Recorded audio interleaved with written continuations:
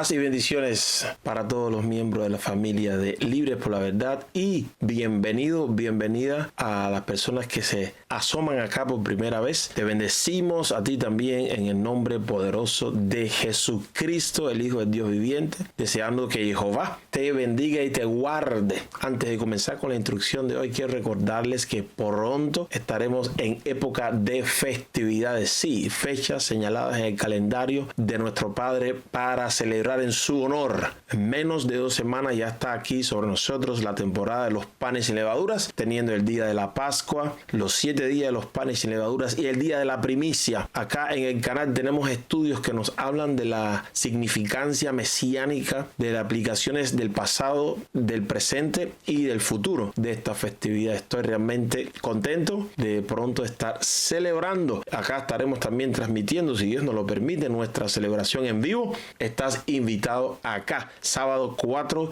de abril, 5 de la tarde, horario Alemania, en vivo y en directo. Ven y celebra con nosotros. Estamos en estos momentos llevando 2 series paralelas, una escudriñando las escrituras y esta que comenzamos acerca de la cena del Señor. Tenga paciencia por favor conmigo, que estoy a cargo de todo este trabajo de edición y de grabación, y esto lleva tiempo porque además tenemos familia, tenemos trabajo y tenemos también el ministerio. Así que paciencia, que todo lo que estamos recibiendo lo vamos a compartir contigo. En este segundo capítulo quiero hablar de la corrección que el Señor nos da a través del apóstol Pablo cuando él le escribió esa carta a la iglesia, a la congregación colocada en la ciudad de Corinto. Vamos a estudiar. El pasaje principal de todo este estudio está en 1 Corintios capítulo 11 versículos 17 al 34. Como lo leímos la vez anterior, se lo dejo de tarea por si está aquí por primera vez. Además te animo a que mires el primer capítulo porque estamos dando en secuencia. Para comenzar hoy, quiero sin embargo que veamos el trasfondo de estas palabras, el trasfondo que nos muestra las causas por las cuales el apóstol Pablo tiene que dirigirse a esta congregación colocada en la ciudad de Corinto. Vamos a leer el contexto inmediato, el capítulo 10, versículos 14 al 22, para hacer una mejor parte. Como les prometí y le voy cumpliendo desde el primer capítulo, estamos trayendo acá también evidencia histórica del proceso que ha sufrido la celebración de la Cena del Señor. Hoy no será la excepción, también tengo aquí citas de la historia. Vamos a ir a 1 Corintios capítulo 10.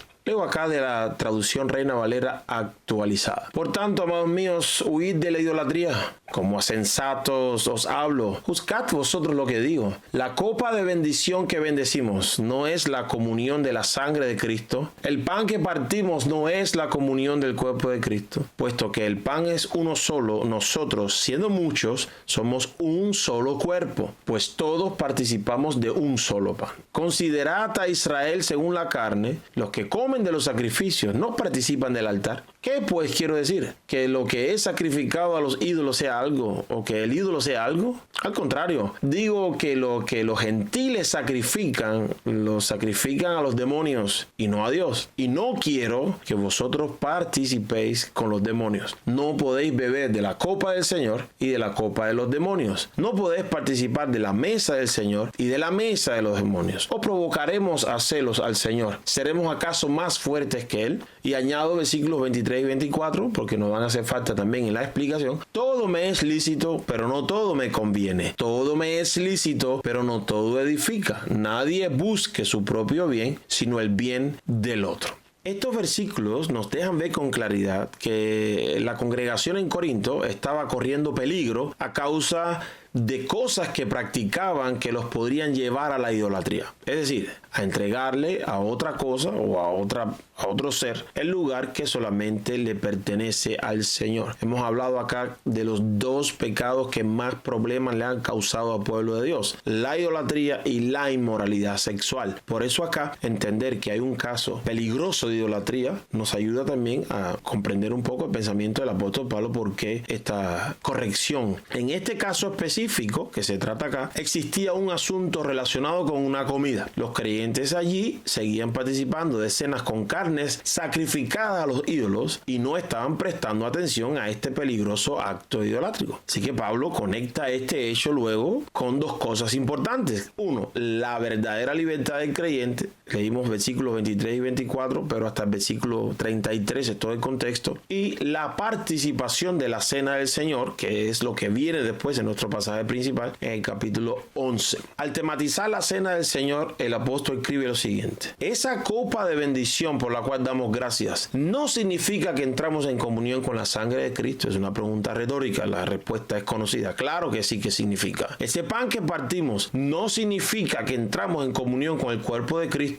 Otra pregunta retórica. Claro que sí que significa que entramos en comunión. Y aquí hay un acento al aspecto involucrado en la cena del Señor, que es la comunión. Él va desarrollando este tema hablando de la copa de bendición por la cual damos gracias. Nos confirma la relación con la cena pascual que ya se celebraba en Israel, como vimos en el capítulo anterior. Lo leemos en los 4 evangelios, que lo que algunas traducciones ponen como subtítulo la institución de la cena del Señor no fue nada nuevo, sino que Jesús participó de la cena pascual, y dentro de esta cena entonces él revela el significado de los elementos del pan y del vino, que ahora desde ese momento ha de participarse en su memoria, pensando en él, porque él le dio el cumplimiento, el significado pleno a estos elementos. Entonces esta copa es el nuevo pacto en su sangre, como leímos en Lucas 22 versículo 20. Pablo confirma que esta copa de vino representa la sangre de Cristo derramada por los creyentes para entrar con Dios en el nuevo pacto. Es decir, que hay un elemento de pacto acá que se conmemora, que se celebra, que se recuerda. Consiguientemente, al beberla, es decir, al beber el vino, testificamos que estamos en comunión con el Señor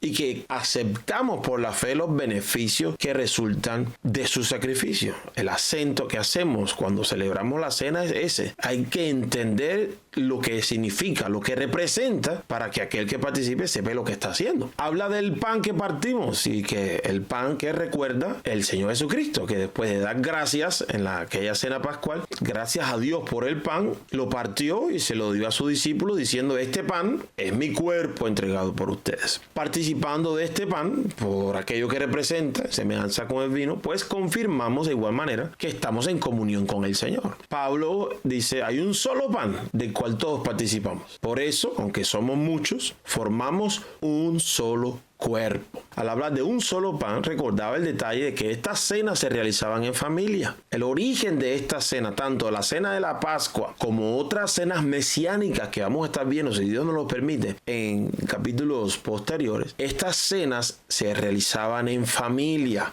El evento pasa ahora a nivel de congregación por los datos históricos que se dieron, los elementos históricos que se dieron. Los primeros creyentes mesiánicos eran judíos que creían en Jesús como el Mesías, fueron expulsados del templo, fueron expulsados de la sinagoga, y estos encuentros entonces caseros, familiares, llegaron a ser entonces la congregación mesiánica que seguía al Señor, y por eso pues crece el número, por el origen de esto. Eran cenas familiares. Así está en Éxodo capítulo 12, versículo 3, en este caso de la cena pascual, pero vamos a ver capítulos posteriores, como en Hechos 20, en la cena que se participa ahí era una cena en una casa familiar, pero se llenó la casa por los elementos que le compartía hace unos segundos. Entonces Pablo utiliza este ejemplo de un solo pan para señalar que es un solo sacrificio ofrecido, el de Cristo, el que nos da acceso a participar en la comunión con Dios. Esto no significa que para participar de la cena hay que tener un solo pan. Es importante entender esto, ¿ok? Por eso todo el trasfondo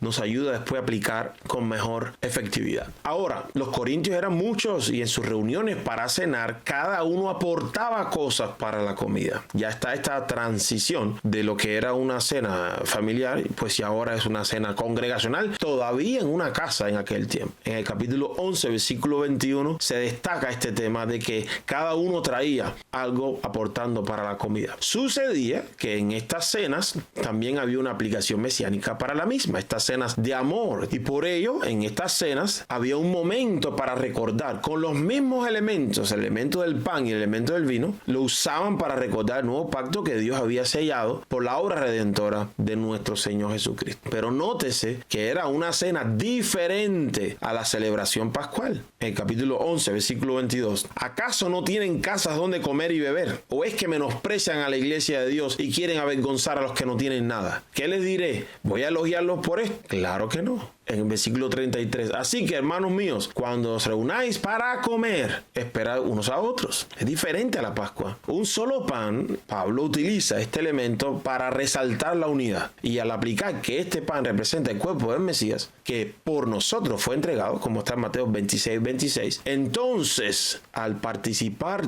todos de este mismo pan, testificamos que somos miembros del mismo cuerpo, que hay un solo Cristo y que Él tiene un solo cuerpo que es su iglesia, al cual pertenecemos todos los que en Él creen, sin distinción de raza, ni sexo, ni procedencia. Por eso el elemento aquí de un solo pan, para resaltar esto. Este significado se perdía en Corinto a participar de aquella cena de la manera en que lo estaban haciendo. Y esto trae como consecuencia que el apóstol tenga que hacerle una corrección.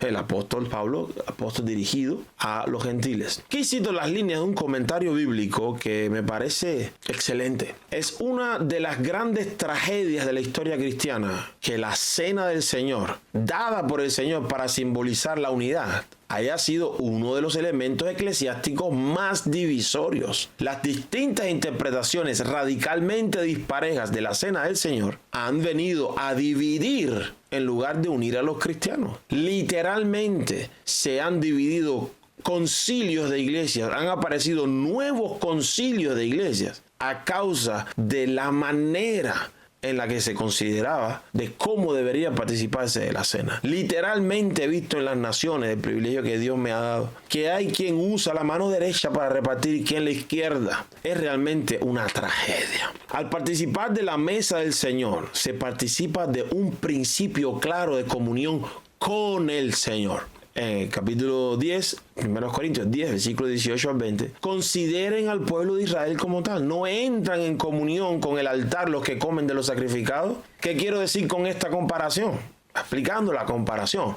Usa el elemento de la analogía, que lo estamos estudiando también en la otra serie. Que el sacrificio que los gentiles ofrecen a los ídolos sea algo, o que el ídolo mismo sea algo. No, sino que cuando ellos ofrecen sacrificios, lo hacen para los demonios, no para Dios. Y no quiero que ustedes entren en comunión con los demonios. Pablo se basa, para confirmar su punto de vista, en dos ejemplos. El primer ejemplo es el pueblo de Israel y sus sacrificios. Por eso la pregunta es retórica. Era un hecho que tanto los sacerdotes como los levitas, como en algunas ocasiones los mismos adoradores que ofrendaban, comían de la carne sacrificada a Dios. Levíticos capítulo 7, 1 Samuel capítulo 1, versículos 4 y 5. Por lo tanto, estas cenas representaban la participación de una mesa de comunión donde se compartía del mismo alimento con el Señor y sus ministros y los demás que también ofrecían los sacrificios y las ofrendas. ¿Qué significa que se compartía con el Señor? No es que el Señor come carne ni se alimenta de la sangre de los animales, ni del aceite, ni del trigo, ni las ofrendas de grano, sino que el Señor invitaba a comer en su mesa dando la señal de comunión. Quiero que veamos juntos Deuteronomio capítulo 12, versículos 17 y 19, que pone esto con muchísima claridad.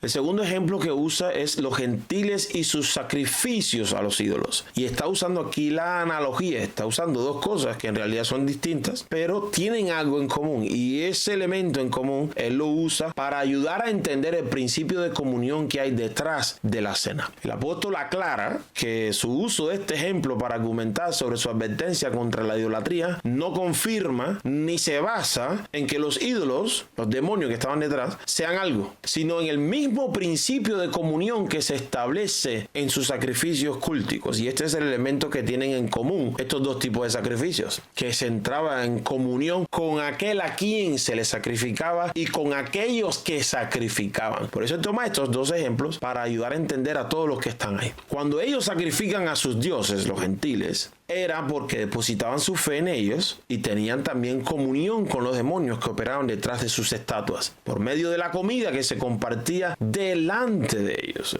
Deuteronomio 32, puedes leer Salmo 106, 34 al 39, son dos pasajes que muestran que los gentiles también ponían en práctica este principio de comunión por mediación de los sacrificios. De ahí que la conclusión de Pablo es: no pueden beber de la copa del Señor y también de la copa de los demonios. No pueden participar de la mesa del Señor y también de la mesa de los demonios. Y es importante que tengamos esto claro. Es importante que ayudemos a entender a la congregación, tanto a los miembros como a los visitantes, de este principio. No es correcto participar de la mesa del Señor y de la mesa de los demonios al mismo tiempo. La participación de estas cenas contiene un elemento de comunión muy claro, que confirma una relación estrecha de compartimiento con aquel quien está detrás de la ofrenda, es decir, aquel que estableció el significado que contiene los elementos de los que se participa. En este caso es la cena del Señor, por lo tanto los principios de esta cena son los suyos. Basado en esto, vamos a adentrarnos ahora en la corrección y la instrucción que se le da a los corintios. Hoy vamos a ver la primera parte, el próximo capítulo será la segunda parte, para no acumular mucho material acá. La primera que vamos a ver hoy: la participación inadecuada de la mesa del Señor puede llevar a divisiones en lugar de unir a la congregación. La problemática era definitivamente la forma en que la iglesia de Corinto participaba de la cena del Señor. Las divisiones que se manifestaban durante la misma, es decir, la cena, cuando se reunían, eran las mismas que se estaban viviendo dentro de la congregación. Lo podemos comprobar en 1 Corintios capítulo 1, versículo 10, 17 y de 17 al 19. Vemos que ahí la división es evidente. Y esto se estaba manifestando a la hora de cenar, cenas en las cuales ellos recordaban, participando de pan y vino, de sacrificio del Señor Jesucristo. Ellos estaban aplicando al final de sus comidas fraternales el elemento del pan y del vino como recordatorio de la obra redentora del Mesías. Pero de la manera en que participaban, contradecían lo que estaban conmemorando. Y esto fue lo que me llamó la atención a mí en el año 2010, de que la manera en que estábamos participando de la cena en realidad contradecía a lo que estaba conmemorando. Por eso hice una pausa para estudiar sobre el tema y le transmití a la congregación en su entonces, y se lo estoy compartiendo a ustedes hoy porque creo que merece la pena, que es importante y que el Señor es digno de que nosotros revisemos todo lo que estamos haciendo. Aunque digamos que sea en su memoria, tenemos que ser íntegros. No era íntegro darle valor e importancia a lo que el Señor había hecho a favor de su iglesia y al mismo tiempo despreciar a los miembros de su cuerpo por los cuales se había efectuado tal sacrificio. Si hacemos en la cena lo que mejor nos parece, se nos aplica lo que Pablo le escribió a los Corintios. Ya no es la cena del Señor, sino la nuestra. El significado y la manera de participar en ella fue puesta por el mismo Señor, y lo que nos corresponde es seguir sus instrucciones. Así Pablo les dijo: yo recibí del Señor lo mismo que le transmití a ustedes. Y repito, no es que ahora tengamos que hacer uno a uno como lo hicieron en Israel en aquel tiempo o en Corinto en aquel tiempo. Estoy hablando de los principios, del significado que lleva. Toda forma que nosotros establezcamos para participar de ella tiene que concordar con aquello que el Señor transmitió que significa esa cena. La experiencia de la iglesia cristiana durante los siglos que sucedieron a este tiempo confirma que esta problemática no se ha podido erradicar del todo. La participación de la mesa del Señor tiene un significado, y toda forma que no lo exprese claramente debe ser corregida. Si la cena del Señor lleva un fuerte acento en la unidad, como hemos visto hasta ahora, entonces debemos eliminar de nuestra forma de participación en ella todo aquello que pueda provocar divisiones. Revisando la historia del cristianismo, nos tropezamos con los cambios que tuvieron lugar en esta celebración. Cambios que no tuvieron su origen en los escritos bíblicos, sino en la interpretación de los pensadores cristianos de sus respectivas épocas, pero que posteriormente estos cambios se hicieron con tradiciones tan fuertes que llegaron a ser el modelo a seguir para la cena. Leamos un poco sobre estas transiciones. Citando acá del libro Historia del Cristianismo, tomo 1 de Justo González. El libro que, según he leído, es el más usado en los seminarios teológicos, seminarios bíblicos de habla hispana para el tema de la historia de la iglesia, historia del cristianismo. Aquí él cita: al principio la comunión se celebraba en medio de una comida. Cada cual traía lo que podía. Y tras la comida común se celebraban oraciones sobre el pan y el vino. Ya a principios del siglo II, sin embargo, y posteriormente, debido en parte a las persecuciones y a las calumnias que circulaban acerca de las fiestas de amor de los cristianos, se comenzó a celebrar la comunión sin la comida común. Este detalle que nos trae Justo González en su libro de Historia del Cristianismo añade razones por las cuales estos cambios sucedieron. Uno fueron las persecuciones que empezaron a sufrir los cristianos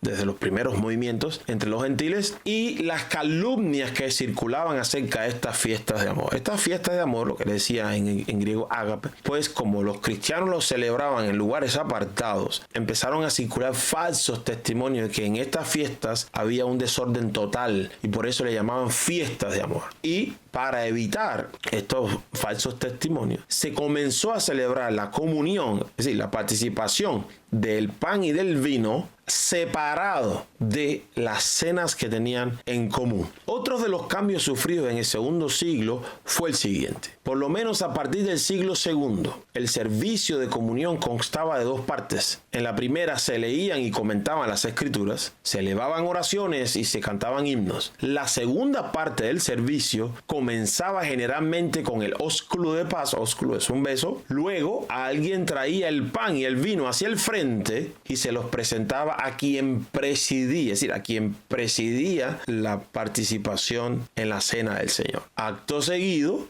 el presidente pronunciaba una oración sobre el pan y el vino en la que se recordaban los actos salvíficos de Dios y se invocaba la acción del Espíritu Santo sobre el pan y el vino. Después se partía el pan, los presentes comulgaban, significa participaban del pan y el vino, y se despedían con la bendición. Nuevamente, libro de Historia del Cristianismo, tomo 1, en este caso la página 113. Esta segunda parte del culto tenía una característica peculiar. Recuerden que el culto empezó a separarse en dos partes. Esta segunda parte tenía una característica muy peculiar. Otra característica común del servicio en esta época es que solo podían participar de él quienes habían sido bautizados. Los que venían de otras congregaciones podían participar libremente siempre y cuando estuvieran bautizados. En algunos casos se le permitía a los conversos que todavía no habían recibido el bautismo asistir a la primera parte del servicio, es decir, a las lecturas bíblicas, a las homilías y a las oraciones, pero tenían que ausentarse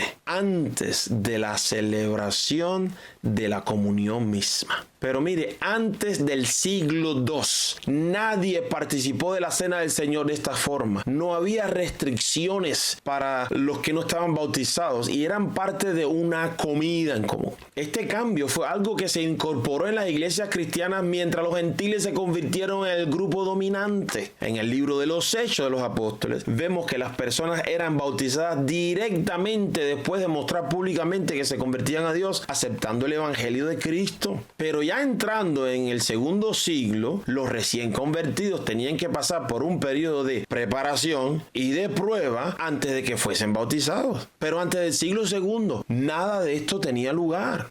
Seguimos leyendo lo que el historiador Justo González nos comenta en su libro. En el libro de Hechos vemos que tan pronto como alguien se convertía se le bautizaba. Esto era posible en la primitiva comunidad cristiana, donde la mayoría de los conversos venía del judaísmo y tenía por tanto cierta preparación para comprender el alcance del evangelio. Pero según la iglesia fue incluyendo más gentiles, se fue haciendo cada vez más necesario un periodo de preparación y de prueba antes de la administración del bautismo. Este periodo recibe el nombre de catecumenado y a principios del siglo III duraba unos 3 años. Durante este tiempo, el catecúmeno recibía instrucción acerca de la doctrina cristiana y trataba de dar muestras en su vida diaria de la firmeza de su fe. Por fin, poco tiempo antes de su bautismo, se le examinaba, a veces en compañía de sus padrinos, y se le admitía al rango de los que estaban prontos a ser bautizados. Es decir, que había un rango de no estás bautizado, entrabas en el catecumenado, después de 3 años te examinaban y si te hallaban apto, pues pasabas al segundo rango, que es el rango de los que estaban a pronto de bautizarse, pero había otro rango por encima que es el rango de los bautizados, y ese rango de los bautizados era el que te permitía entonces, en aquel entonces, siglo III,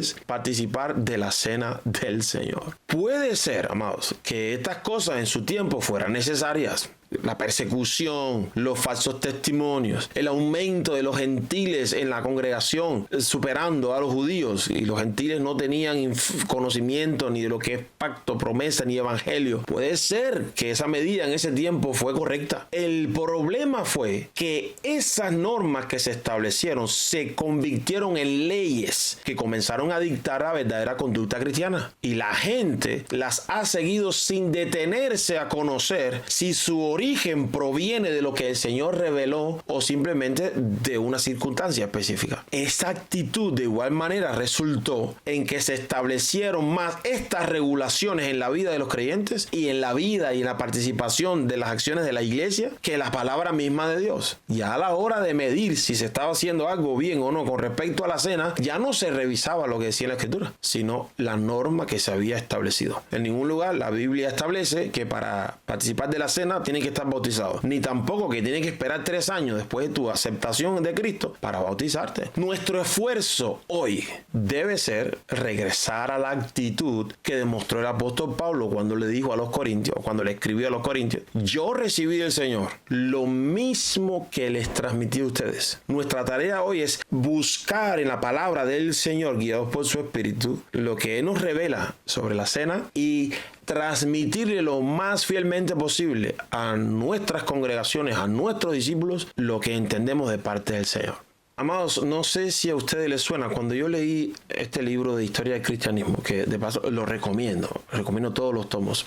Hay otro libro que les voy a recomendar más adelante, que les voy a mostrar unas citas y se lo voy a recomendar también, de historia del cristianismo. Al leer esto, pues empezaron a sonar en mis oídos: ahora entiendo por qué se establece todavía hoy en día que las personas no se bautizan directamente y tienen que pasar el curso de bautismo y esperar 1 año en algunos lugares. Al principio eran 3, después fueron reduciendo el tiempo y hoy en día hay lugares que tienes que esperar por lo menos 1 año. Ahora entiendo por qué en ciertos lugares hay una comisión que se pone a analizar a la persona que se quiere bautizar y determina si puede ser bautizado o no. Ahora entiendo por qué hacen ese examen. No es porque la Biblia lo dictamina, sino porque fue una costumbre que se estableció en el cristianismo en los primeros siglos y se mantiene hasta hoy. Ahora entiendo por qué las regulaciones de que si no estás bautizado no puedes participar de la Santa Cena. Ahora entiendo por qué en ciertos lugares la gente, cuando se va de vacaciones, se lleva un certificado de bautismo de esa iglesia, porque si visita una iglesia en el lugar donde está, tienen que mostrar este certificado de bautismo para poder participar de la cena con sus hermanos. Ahora entiendo por qué hay gente que son creyentes, son cristianos, nos dicen hermanos, pero como vienen de una denominación distinta, no participan con nosotros de la cena del Señor, porque solo participan con aquellos que pertenecen a la misma denominación. Ahora entiendo. Esa fue mi conclusión leyendo este libro. Y el esfuerzo es regresar a lo que el Señor reveló, instruyó sobre su cena, de manera que le podamos honrar lo mejor posible en nuestras cenas, en nuestras celebraciones, porque Él es digno y lo merece, y lo hacemos en su memoria. No te olvides, deja tu comentario, tus preguntas. Si das un like, nos bendices. Si te suscribes al canal, bienvenido, qué bendición. Pero la bendición que estamos buscando de tu parte es que si esto te bendijo, tú compartas con tus contactos en tus redes sociales, para que lo que te bendice a ti y lo recibiste por gracia, porque es gratis, lo puedas tú también compartir de gracia, obedeciendo la palabra del Todopoderoso. Que Jehová te bendiga y te guarde, haga resplandecer su rostro sobre ti, Jehová tenga de ti abundante misericordia. Que Jehová fije en ti su mirada para hacerte bien y poner en ti su paz. Shalom.